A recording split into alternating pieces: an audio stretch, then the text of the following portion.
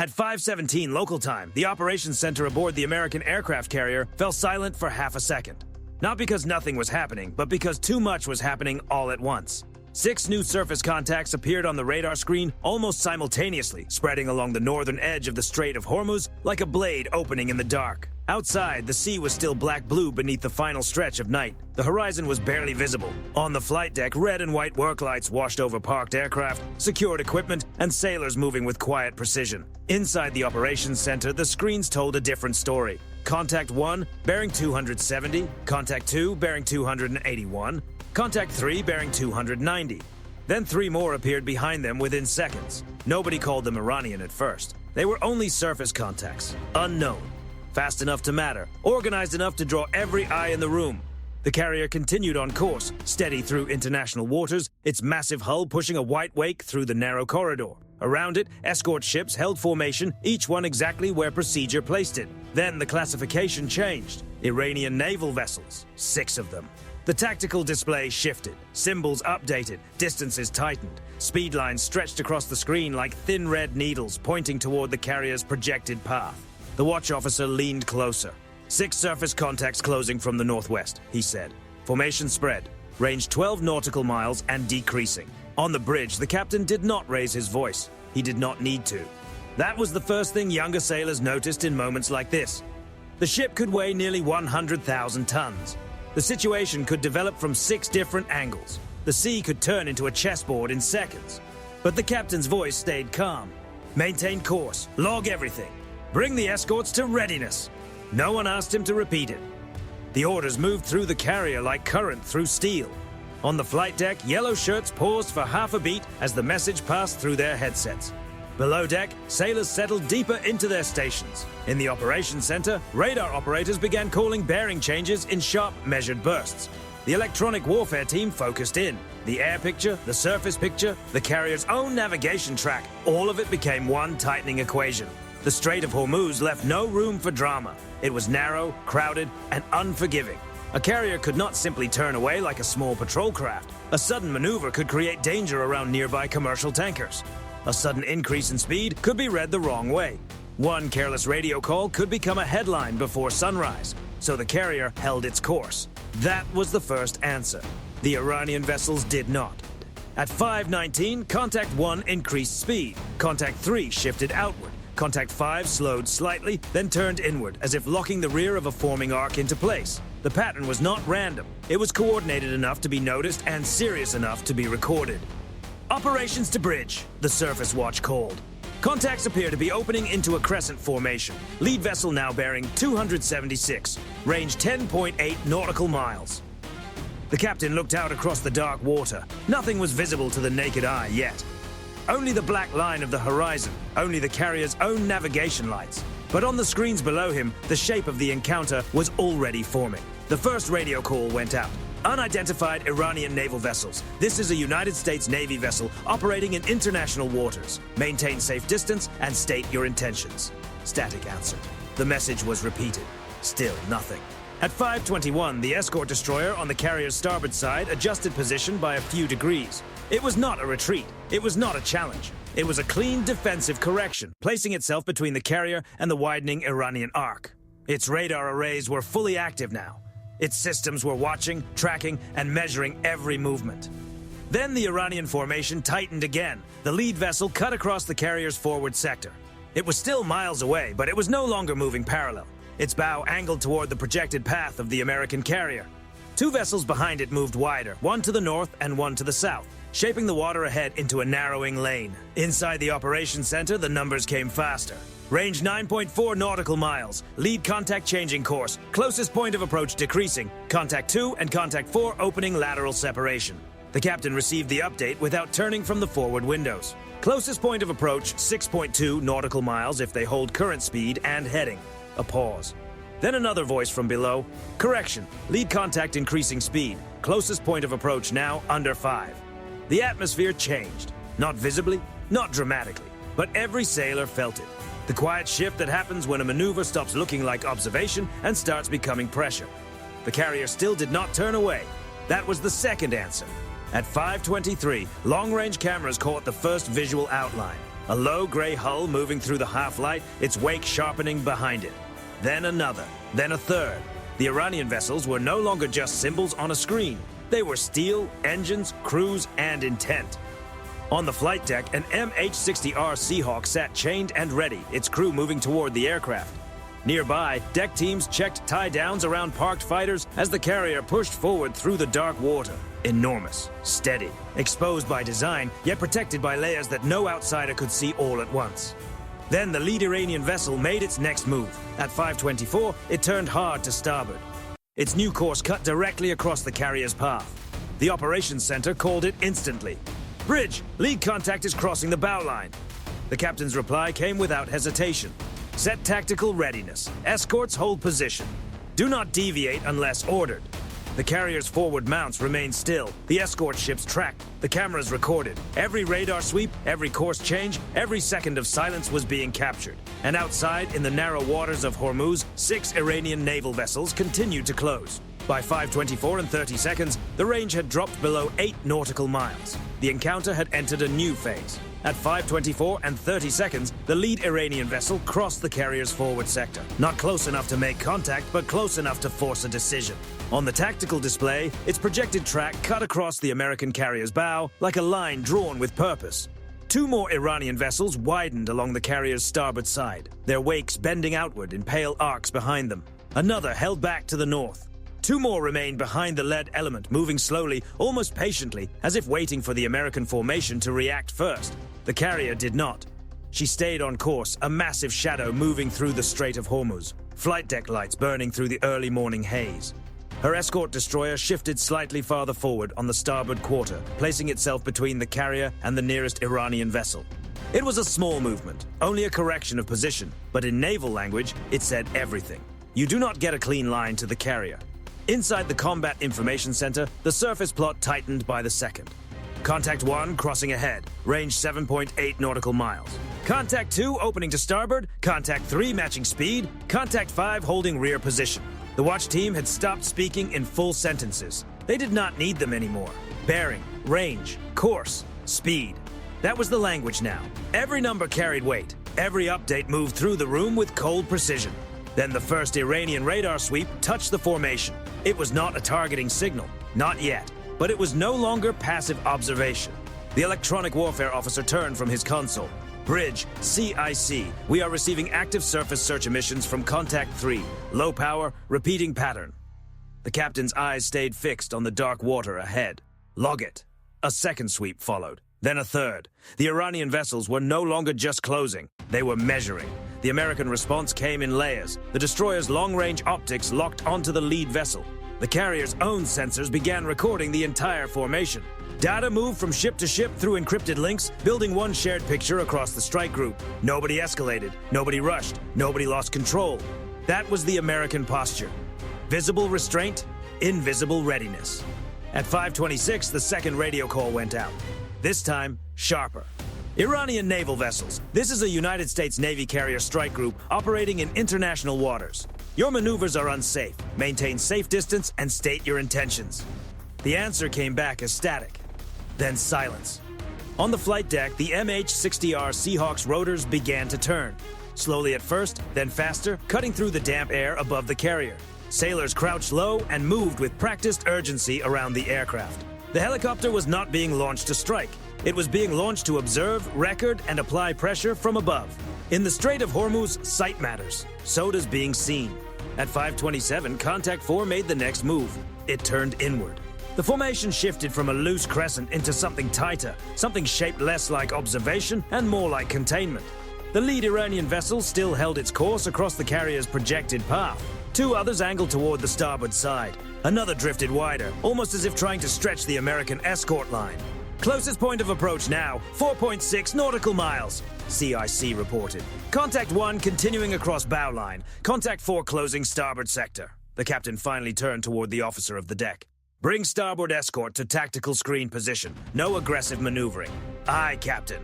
The order moved instantly. The destroyer ahead of the carrier adjusted again, cutting a clean defensive line between the Iranian arc and the carrier's starboard approach. Its hull moved through the water with control, restrained but unmistakable. On its forward deck, the main mount remained still, but the cameras around it were alive. The message was not theatrical, it was procedural. We see you, we are recording you, we are ready. At 5:28, the Iranian lead vessel transmitted for the first time. The voice came through broken, clipped, and deliberate.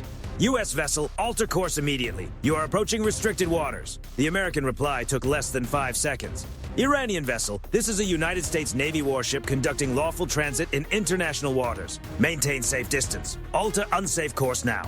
No argument, no speech, no politics, just position, law, and warning. The Iranian vessel did not alter course. Instead, contact 3 increased speed, its wake sharpened. White water pushed harder from its stern. Through the carrier's long-range camera, the silhouette became clearer in the morning gray. Crew were visible on deck. Movement appeared near the aft section. A tarp or cover shifted in the wind, briefly exposing angular shapes along the rear deck line. Inside CIC, the image was magnified. Assistance officer leaned in.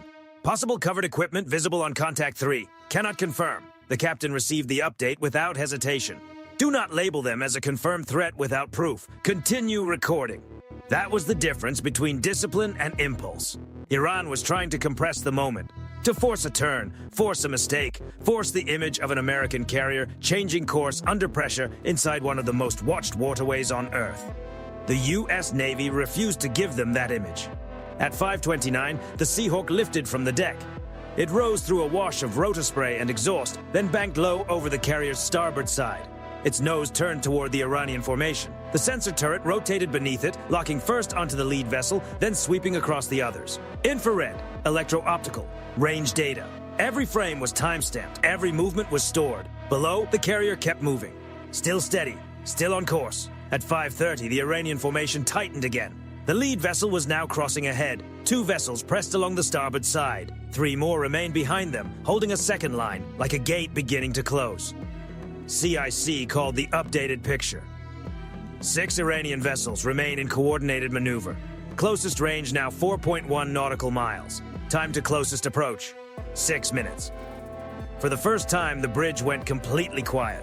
The captain looked at the display, then at the water. Then he gave the order.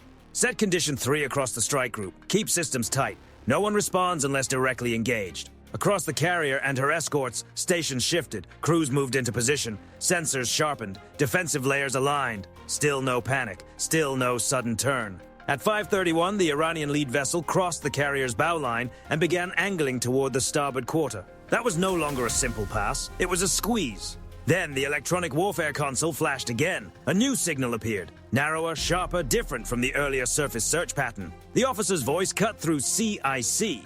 Bridge, CIC. We have a guidance-related radar emission from contact 3.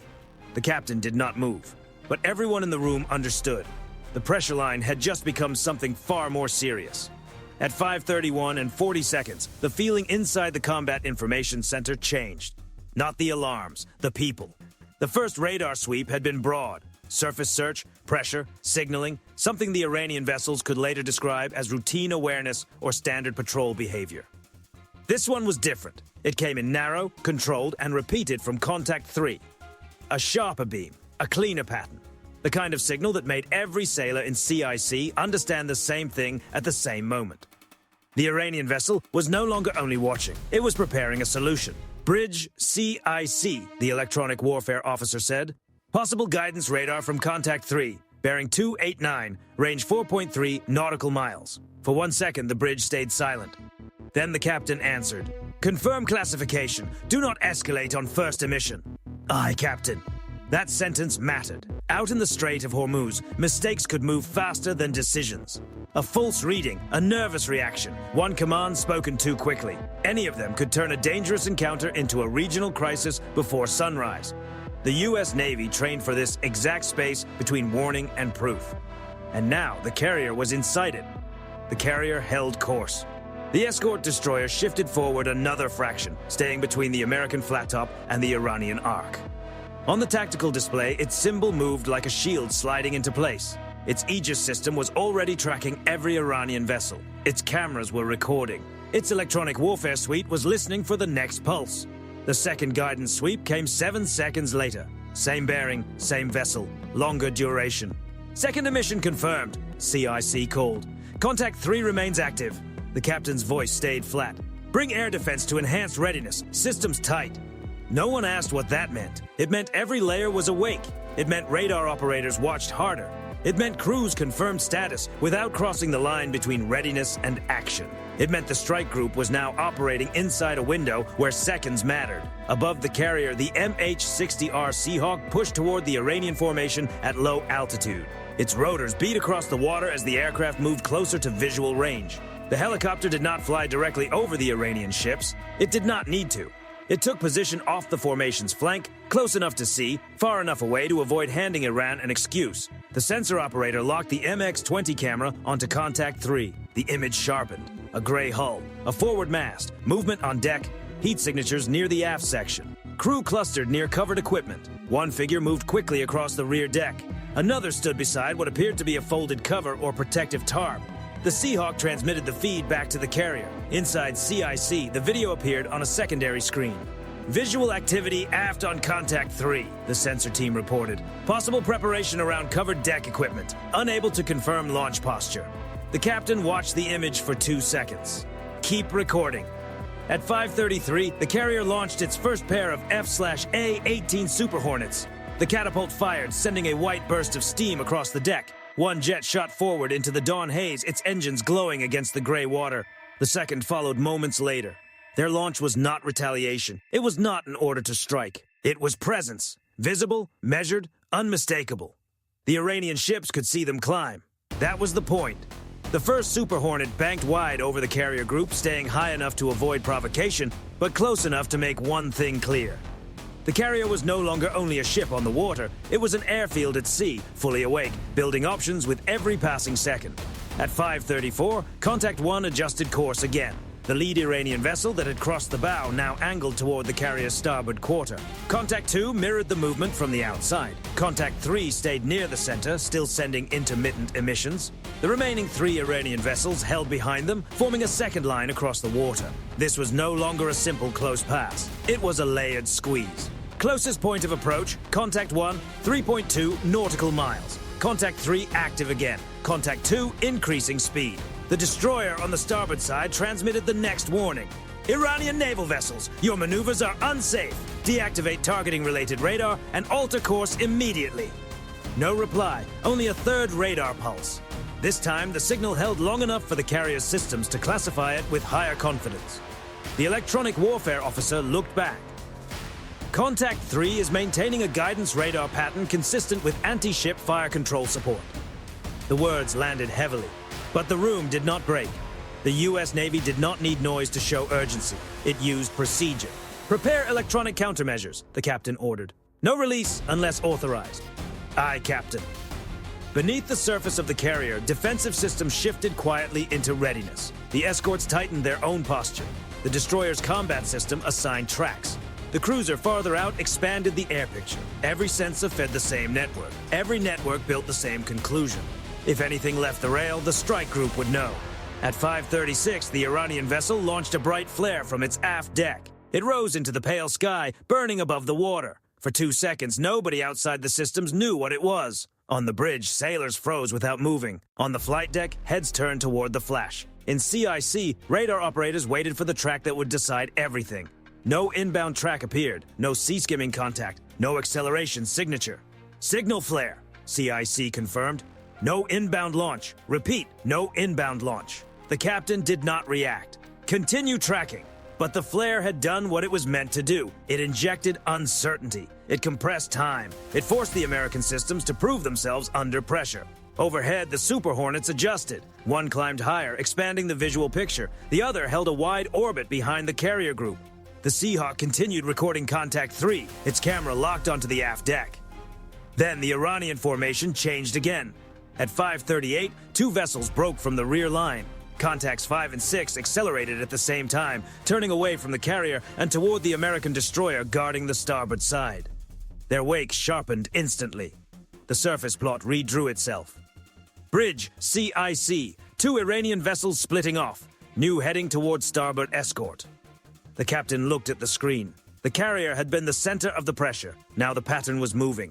Alert the escort, he said. They may be trying to isolate her. Outside, the carrier pushed forward through Hormuz, steady and immense. Above, the jets circled ahead. The Iranian lead vessel held its line near the bow sector. Two Iranian vessels were now moving hard toward the destroyer. The shape of the encounter had changed. The carrier was not the only focus anymore. At 5:38, the two Iranian vessels broke formation. Their bows turned hard toward the American destroyer, guarding the carrier's starboard side. Their wakes sharpened immediately, white water spreading behind them as their engines pushed harder through the narrow sea lane. Inside the Combat Information Center aboard the carrier, the tactical display changed shape in seconds. What had been a crescent around the carrier became something more dangerous.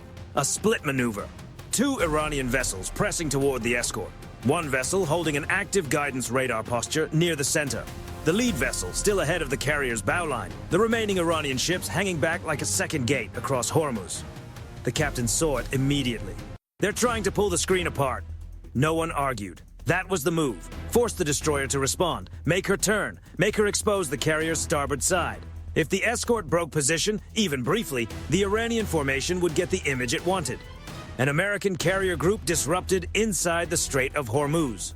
The destroyer did not break. She held the line. Her bow cut through the water at steady speed, angled just enough to remain between the Iranian vessels and the carrier. Not charging, not retreating, blocking. Her Aegis system tracked every contact. Her cameras remained locked. Her electronic warfare suite listened to every radar pulse coming off the Iranian formation. The carrier transmitted across the strike group network. Starboard escort, maintain screen. Do not overcommit. Air assets are covering. The reply came back calm. Roger, holding screen. Above the formation, the first F/A-18 Super Hornet widened its orbit and moved into a visible position over the Iranian line. The second remained farther back, higher and quieter, feeding the tactical picture without turning the sky into a display of force. The MH-60R Seahawk stayed low off the Iranian flank.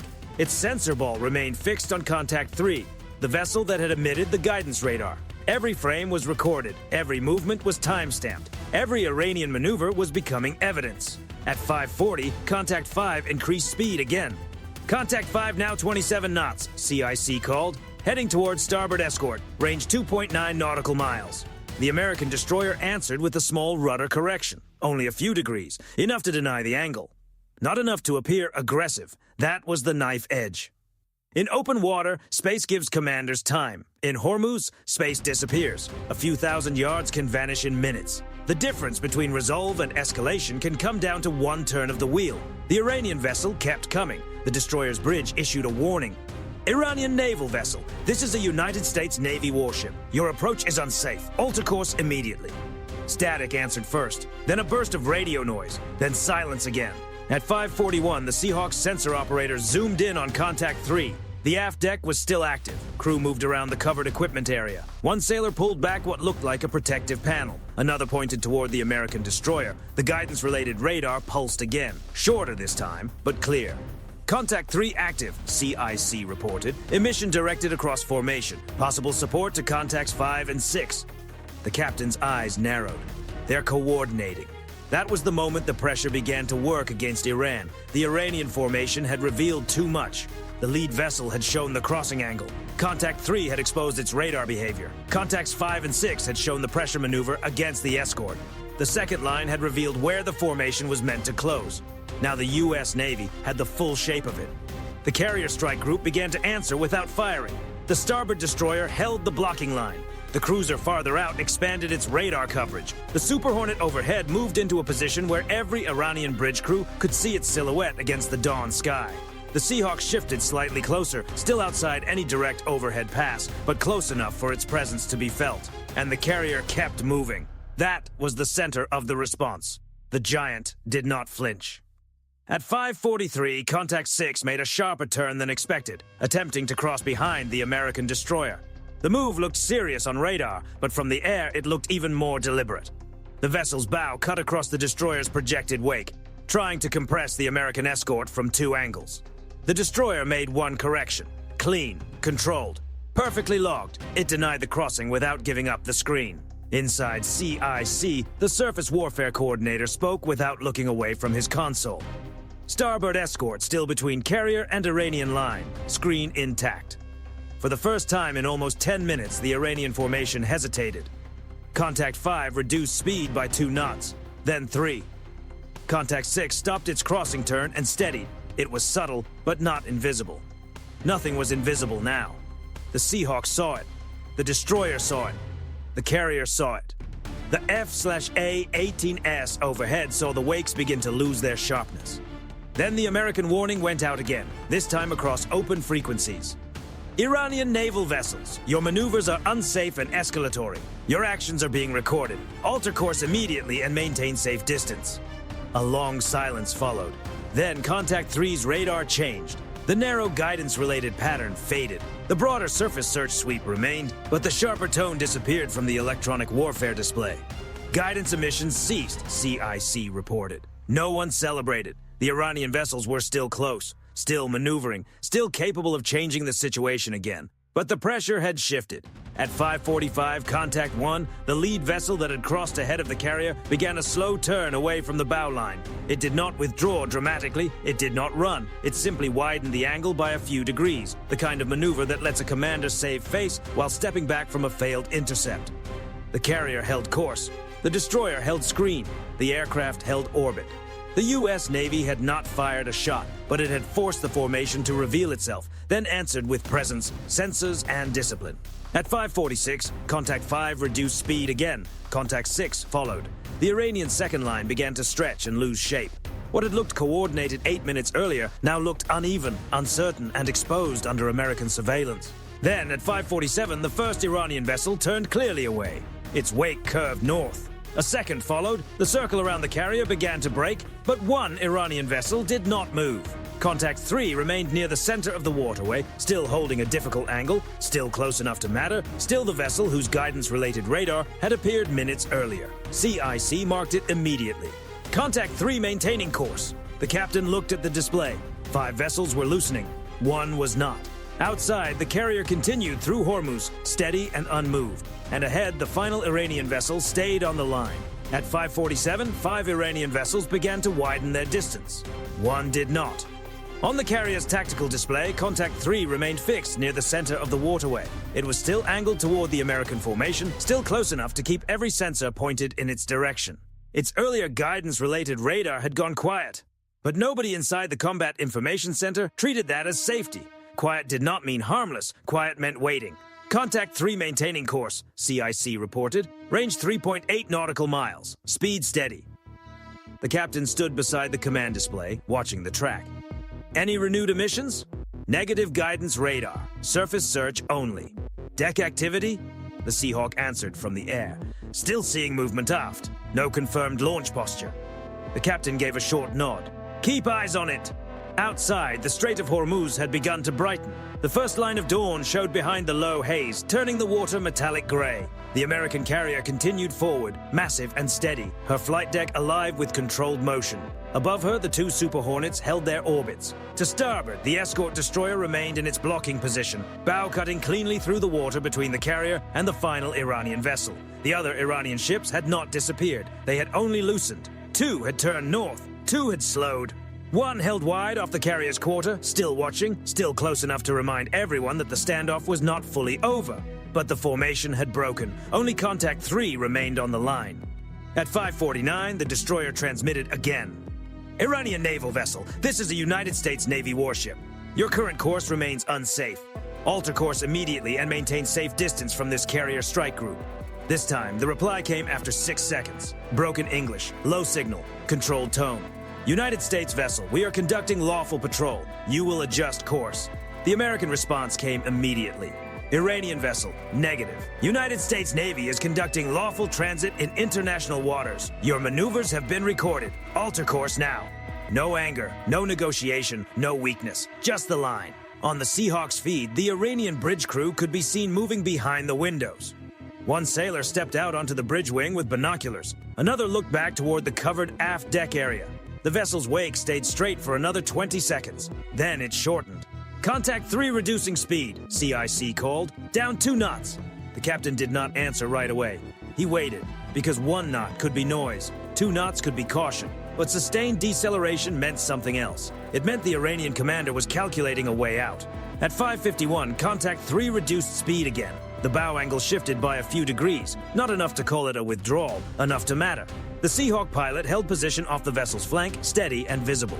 Its sensor turret remained locked on the aft deck. Above them, a Super Hornet crossed the horizon line at a safe distance, its silhouette sharp against the morning light. It did not dive. It did not threaten. It simply passed where every Iranian sailor topside could see it. The message was clean. The carrier was not alone. At 5:52, Contact 3 turned 5 degrees north. Inside CIC, no one celebrated. The surface warfare coordinator only marked the new course and waited for confirmation. "Possible course change," he said. "Stand by." Another 10 seconds passed, then another degree, then another. The projected crossing geometry disappeared from the display. Contact 3 opening closest point of approach, CIC reported. Closest point now increasing. Range 4.2 nautical miles. For the first time since the initial radar bloom, the tactical picture began to breathe. The carrier continued through Hormuz without changing course. That was the victory. No inbound track had appeared. No warning action had crossed the water. No American ship had turned away under pressure. Iran had tried to create a moment. 6 naval vessels closing around a U.S. carrier, a narrow sea lane, radar pulses, radio silence, and a formation designed to force hesitation. Instead, the U.S. Navy turned the entire maneuver into a recorded sequence of evidence. Every Iranian course change, every radar emission, every deck movement, every refusal to answer, every unsafe crossing angle. The pressure play had become a file. At 5:55, Contact 3 completed the turn. Its bow moved away from the carrier's projected path. Its wake curved north, joining the widening pattern of the other Iranian vessels. The ring was gone. The pressure line was broken. The final vessel was no longer closing.